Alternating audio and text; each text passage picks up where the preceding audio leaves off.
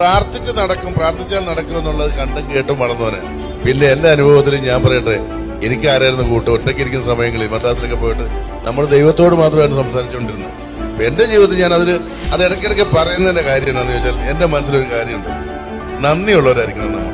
ആ മനുഷ്യരോടായാലും ദൈവത്തോടായാലും എനിക്കത് അങ്ങേയറ്റം നന്ദിയുണ്ട്. കാരണം എന്റെ ജീവിതത്തിൽ എനിക്ക് എന്റെ ധൈര്യവും ശക്തിയുമായിട്ട് നിന്നത് എന്റെ മാതാപിതാക്കൾക്കും ഗുരുക്കന്മാർക്കും അതിനൊക്കെ മേലെ എന്ന് വേണേൽ പറയാവുന്നത് ഒടേ തമ്പുരാൻ തന്നെ. അതൊരിക്കലും കളഞ്ഞിട്ടുള്ള ഒരു ഉയർച്ചയും അല്ലെ, ഞാനല്ല, എനിക്ക് ദൈവത്തിനൊന്നും വിശ്വാസം അങ്ങനത്തെ പറഞ്ഞിട്ടുള്ള ഒരു നന്മ എനിക്ക് വേണ്ട. എനിക്ക് ദൈവത്തെ കൊടുത്തിട്ടുള്ള നന്മ മാത്രം മതി എന്റെ ജീവിതത്തിൽ ഉണ്ടായാൽ. അത് ആൾക്കാർ എങ്ങനെ വേണേൽ വ്യാഖ്യാനിച്ചോട്ടെ, എനിക്ക് അതിനകത്തൊരു പ്രശ്നമില്ല.